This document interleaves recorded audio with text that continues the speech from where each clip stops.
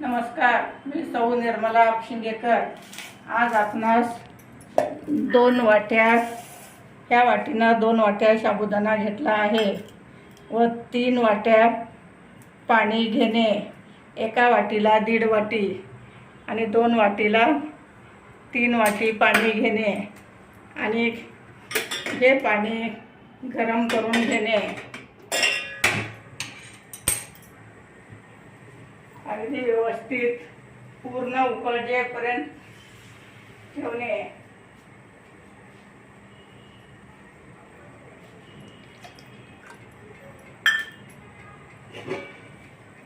आणि तुम्ही साबुदाणा पाहू शकता। हे आपले 2 वाट्या साबुदाणा घेतला आहे आणि हे चकलीसाठी मी भिजवत आहे।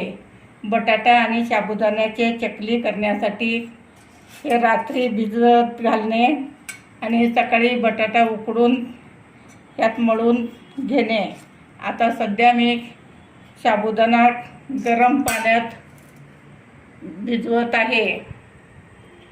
पाणी भरपूर उकळल्यानंतरच घातलं पाहिजे, मग साबुदाणा ते अगदी व्यवस्थित भिजू शकतं आणि मऊ होतं, मग चकली फुलू शकते। तुम्ही कोमट पाण्यात भिजवलं की चकली फुलत नाही, त्यामुळे उकळतं पाणीच घातलं पाहिजे। आता आपलं पाणी तुम्ही पाहू शकता, अगदी खाली बुडबुडे आले आहेत आणि पाणीसुद्धा उकळत आहे। आता मी पाणी साबुदाण्यावर घालत आहे।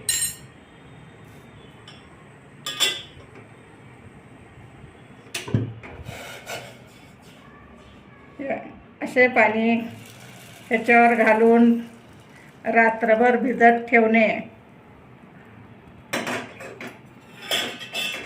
चांगलं व्यवस्थित ह्याला पाण्यात घालून घेणे व झाकून ठेवणे। असे रात्रभर झाकून ठेवणे। आता आपला साबुदाणा रात्रभर छान भिजलं आहे, अगदी मऊसूत झालं आहे। गरम पाण्यात भिजवल्यामुळे अगदी दाणे टपोरे झाले आहे, तुम्ही पाहू शकता। पाव किलो साबुदाणा आणि अर्धा किलो बटाटा खिसून घेणे, अगदी असं व्यवस्थित खिसणे। कुकरला 3-4 शिट्ट्या करून घेणे, मग बटाटा असा उकडून छान घेणे आणि खिसताना सुद्धा अगदी व्यवस्थित तुम्हाला खिसता येईल। पाव किलो साबुदाणा घेणे, त्यात गरम पाणी करून घालणे आणि वाटीनं जर घेतला तर 1 वाटी साबुदाण्याला 1.5 वाटी पाणी गरम करून घेणे।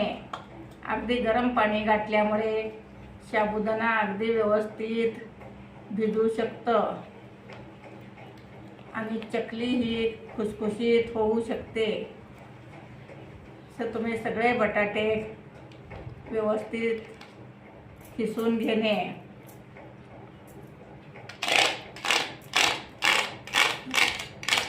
अगदी लोण्यासारखं बटाटा झाला आहे। बटाट्यामुळं चकली ही तुटू शकत नसते, म्हणून बटाटा जरा जास्त घालणे।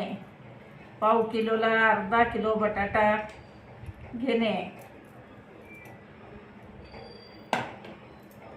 आता मी त्यात साबुदाणा घालत आहे।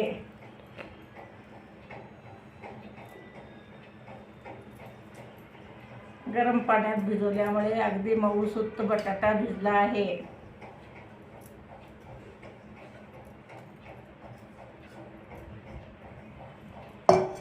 आता आपण बटाटा आणि साबुदाणा दोन्ही मळून घेणे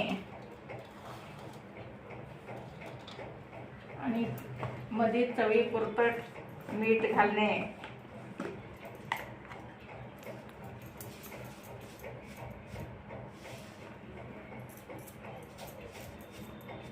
चहाच्या चमच्याने पाऊण चमचा मीठ घालणे.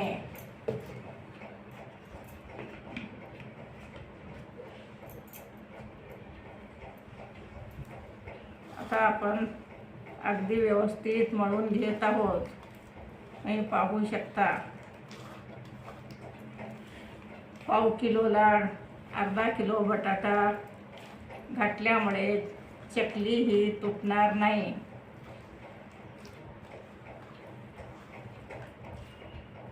त्यात तुम्ही लाल मिरची घालू शकता, हिरवी मिरची घालू शकता.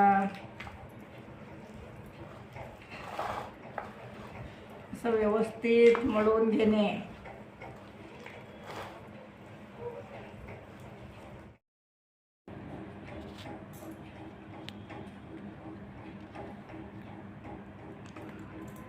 सोऱ्यात घालणे आणि साबुदाणा मिक्सरमधून काढल्यानंतरच बटाटा घालणे, म्हणजे तार तुटणार नाही. अगदी साबुदाणा बारीक करून घेणे.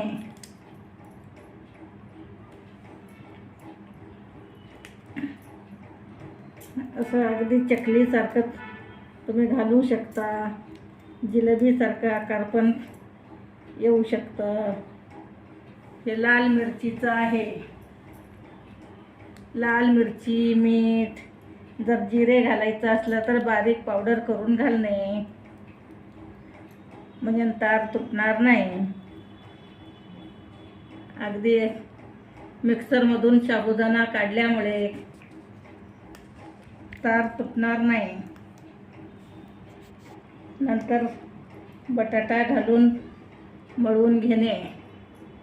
जर तुम्ही साबुदाण्यात जर बटाटा घातला चकली येणारच नाही. साबुदाणा अगदी बारीक करून घेणे. रात्री भिजत ठेवून सकाळी उठल्या उठल्या बारीक करणे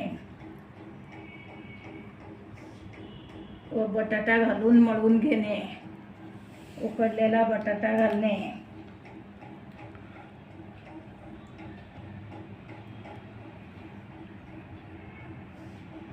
अशा टाईपमध्ये सगळे चकल्या घालून घेणे.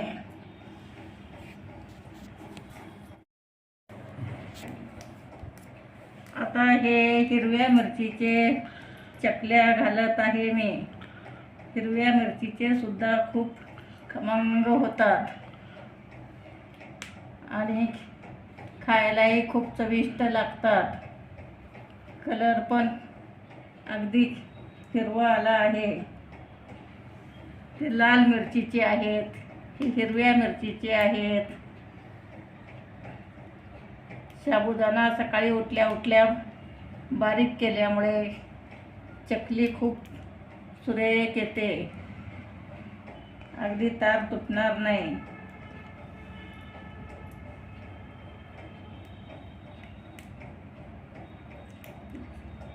असं मिक्सरमधून बारीक केल्यामुळे खूप सुंदर चकली येते गोल. आणि गरम पाण्यात भिजवल्यामुळे साबुदाणा छान भिजला आहे.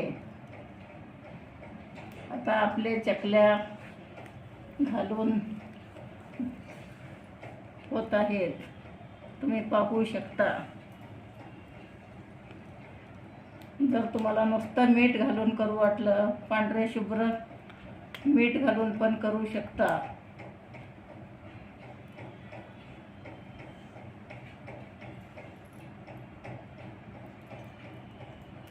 असे तुम्ही घरच्या घरी साबुदाणा चकली उपवासाची करू शकता.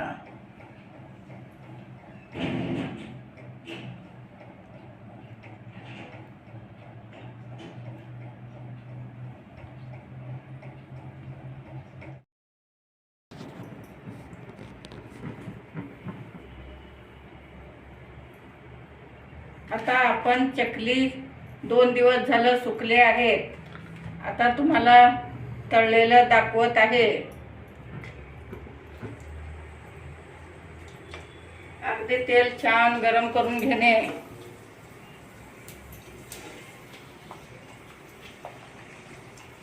अगदी चकली फुगत आहे.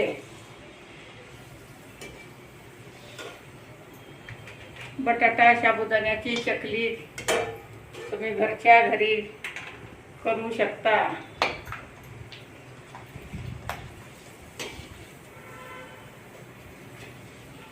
हिरव्या मिरच्याचे पण आहेत, लाल मिरचीचे आहेत. अशा टाईपमध्ये अगदी एवढं फुलवून येतात. गरम पाण्यात भिजवल्यामुळे साबुदाणा छान भिजला आहे आणि मिक्सरमधून काढल्यामुळे एकजीव झालं आहे.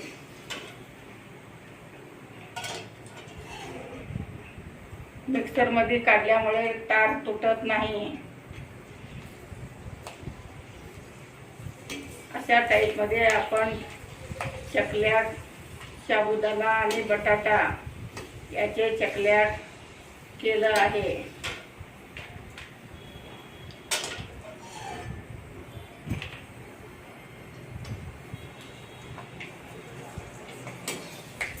अगदी तेलात, घरच्या तेलात तुम्ही तळून खाऊ शकता, करू शकता. आता बटाटा भरपूर स्वस्त झाला आहे.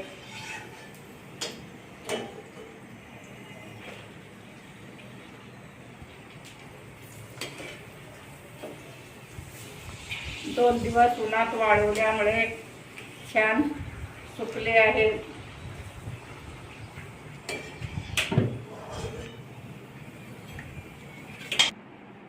असे गरमागरम बटाटा आणि साबुदाण्याचे चकली तयार आहेत. माझे व्हिडिओ लाईक, शेअर, सबस्क्राईब करा.